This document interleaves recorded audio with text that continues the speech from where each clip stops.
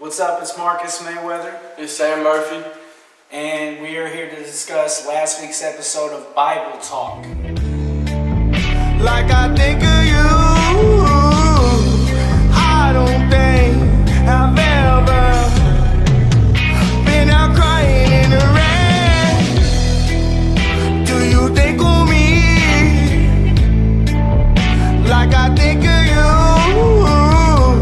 it's cold as ever, dark as weather. I ain't been crying in the rain. Will you come back? Will you come back to me, please? The views, it hits me so hard. It brings me to my knees. When I looked around, you're all I see. I could get rid of all your things, but... Hello everyone, it's itsmontez.com. Thank you so much for tuning in. It means so much. Of course, we got those 3 things we need you to do. We need you to click that bell for notifications because I go live quite often, and also I have lots of uploads. If you don't click that bell, you're not going to get a notification. I need you to comment on this video. If you're watching this video and you like something on this video, comment about it. Leave it in the comment box below so I can know what you think about the content I'm pressing out. Also, I need you to share this content. Very important. If you're sharing, it's caring, and I need you to care.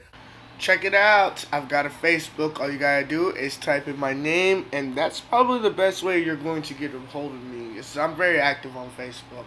You can also follow me on Twitter. I'm pretty active on that. If you tweet me, I tweet back. That's just how it works. I'm pretty active on Twitter, and I enjoy using it very often. If you have not subscribed to the channel, itsmontez.com, go ahead, subscribe. That way you can get all the updates. First question is, I was debating a couple weeks ago whether to bring up the idea with these two if we should do a show on stuff. But I was just like, no, I'm going to wait till we get bigger or whatever because that's a more powerful, moving message. And then I started thinking about it this week. I was like, what if I don't have time to wait? You know what I'm saying? Like, I was going to ask you what you think. Obviously, you can't tell me nothing for sure because it's not about how close do you think the end of time is? How close is the end?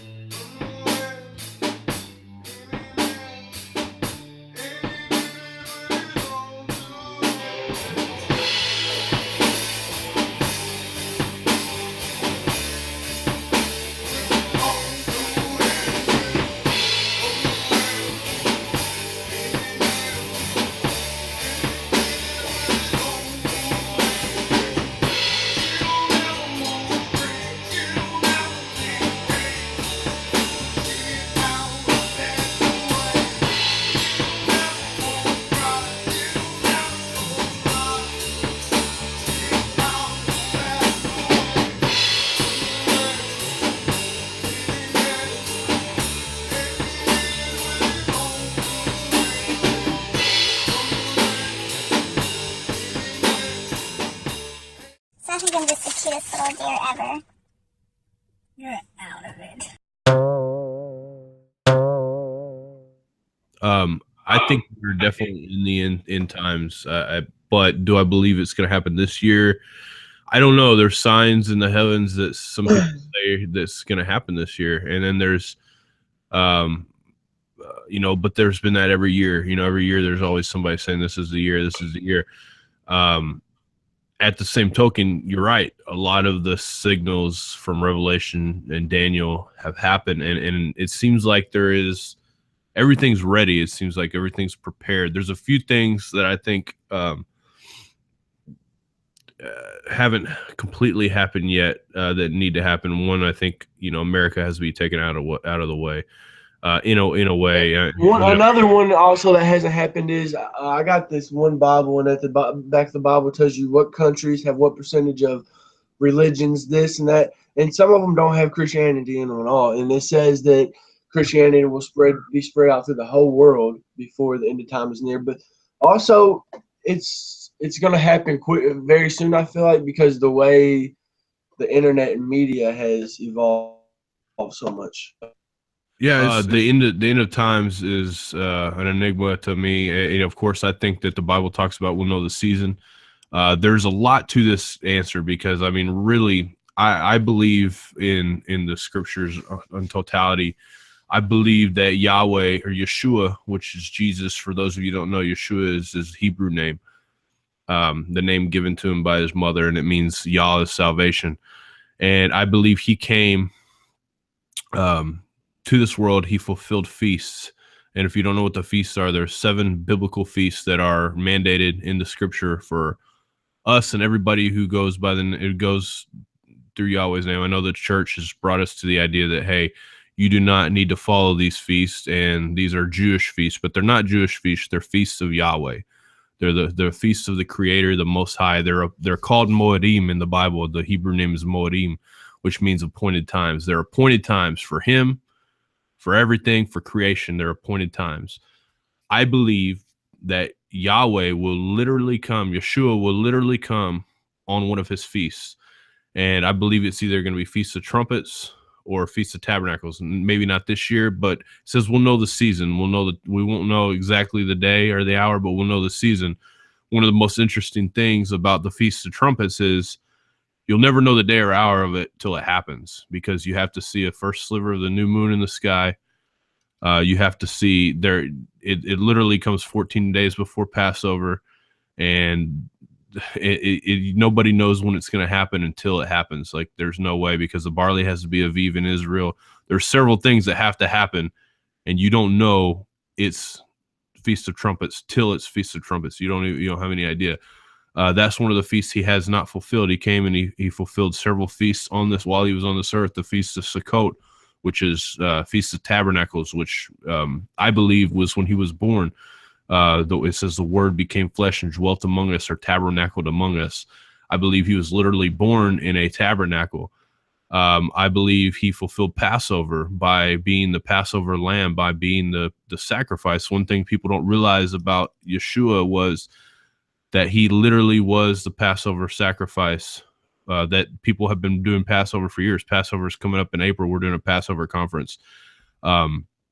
It's cool because this is something that a lot of people just don't know, because they're not looking at the Bible from a Hebraic perspective, the perspective of the people that actually were brought up in this. And this is a long trek, but I'm not going to get into everything right now. But being that we are in the Messiah, Paul said that those that are in Messiah are children of Abraham and heirs according to His promise. So all of us that believe in the Messiah are children of Abraham, heirs according to His promise. We are Israel at this point. There's the Jews and then there's Israel. They split up in the scripture.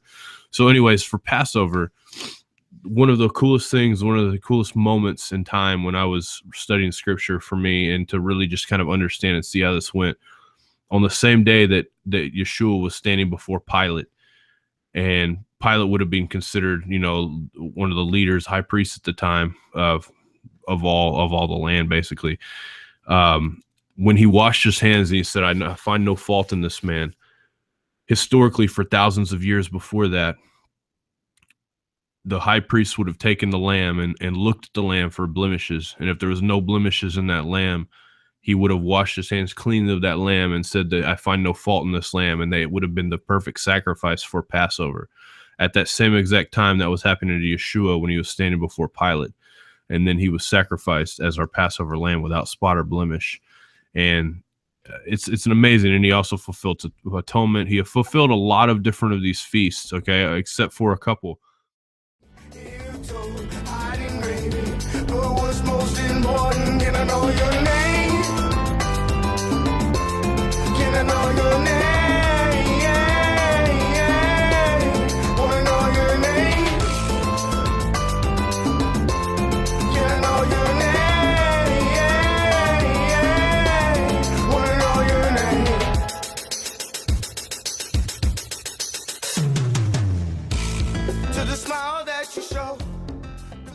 Hello, everyone. Thanks for tuning in. Make sure you're following me on Twitter. And make sure you're checking out the website, itsmontez.com. Subscribe. If you don't, you can't keep up. Duh. If you want to connect with me, you can also check me out on Facebook, Montez McCamish. Just spell it out. Without further ado, right into the show. itsmontez.com.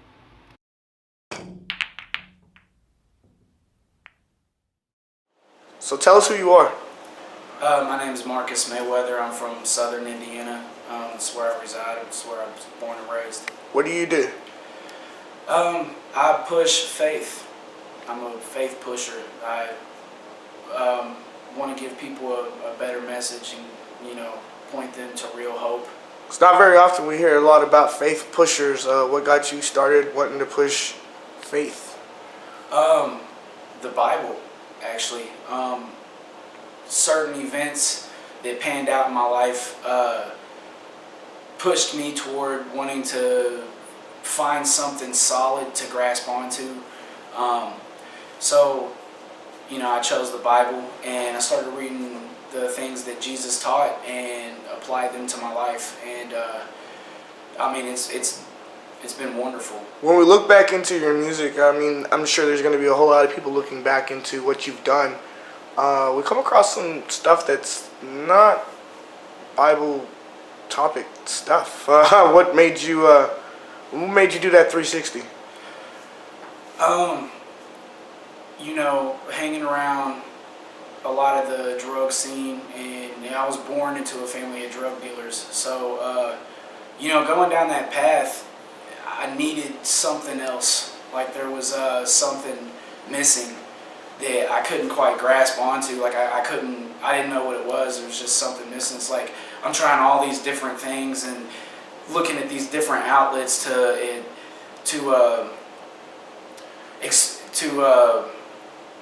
blow off steam and to get rid of excess energy. And we're talking everything that anybody has ever heard of. I've indulged in it, and it just wasn't working for me. So a friend of mine started coming over and doing Bible studies with me, and it literally got to the point where I had to fight for this. Like I had to fight my old friends in order to have Bible studies.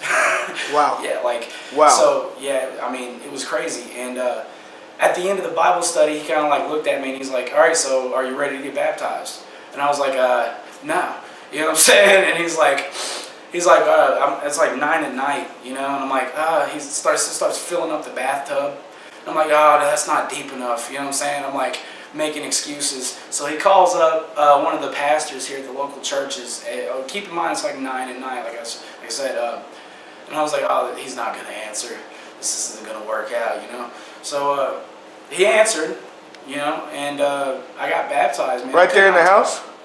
No, actually, we drove out to the local church here, First Capital, and they got me in some swim trunks. And what's the name of the church? It's called First Capital Christian Church. Very nice, very nice. What's the pastor's name? Randy. That's I don't know his last name, but he actually wasn't the one that baptized me. It was Vince Garman that actually baptized me. He was the former pastor there, but he left and he's doing his own thing. Now I know that this genre is not very highly picked up on, especially here in this county. How's it feel to be singled out, I guess, if you will? Because you're all by yourself kind of doing your own thing. What's it feel like? Honestly, man, I just rock with the role, you know what I'm saying? I just do it, man, because me being I'm not the first person here to do this, but from a what I like to call a street standpoint, we are. You know what I'm saying? We didn't start in the church. We started right here. Why? Because honestly, the churches did not know how to take us. Specifically, whenever I would walk into a church, whenever I would walk into a church, I looked different than they did, and so they don't know how to. They still don't know how to take me. They know that my faith is legit and that I am a follower of Christ, but they still don't know how to take it. They've never seen something pan out. that they've seen the start, but they've never seen something like this. What brought you to itsmontez.com? Honestly, you know, the help, man, and the positive vibes, and you know, wanting to learn. You know, you have to be a student as well as a teacher at the same time. So I have to learn different things, and you know, great experience.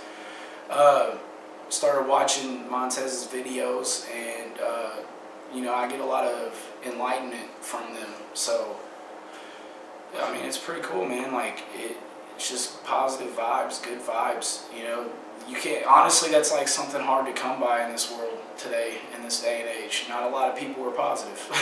Right.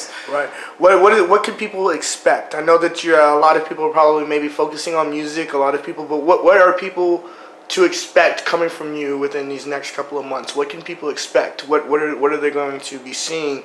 Where do you expect to be? Like, what are you wanting to grab? What are you wanting to do? What's the mission? Like I said, faith push, man. Like we have to. You can definitely expect to see me and to be able to talk to me and see some of the videos that we're working on. Brand, you know what I'm saying? Like we have to focus. You know, our main primary focus is on the brand right now. So that's what you're going to be seeing a lot of.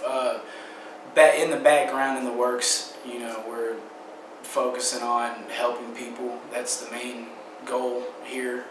And Break Loose Ministry is to help people and to, you know, not only help them, but to teach them how to live without their past, you know, creeping up and getting into their future. So What's the name of the ministry again?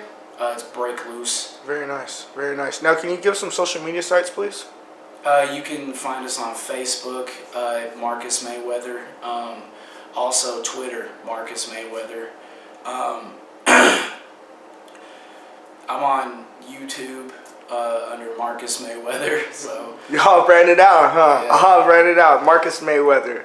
yeah, that's spelled with just an E, like Mayweather. It's not like Floyd. It's not like the weather outside. That's not how I spell it. So. We'll be sure to put that on the screen. We'll be sure to. Do you want to give anyone a shout out? You want to give us any last thoughts before we get off here? My advice is, even if you're not a Christian, or even if you don't identify with being a Christian, you should definitely look into some of the things that Jesus has taught. And if you can dig it, try applying it to your life for just 2 weeks. Just 2 weeks. I give you that challenge. I lay that before you. Even if you're not a Christian, take just one teaching that you remember from Jesus and apply it.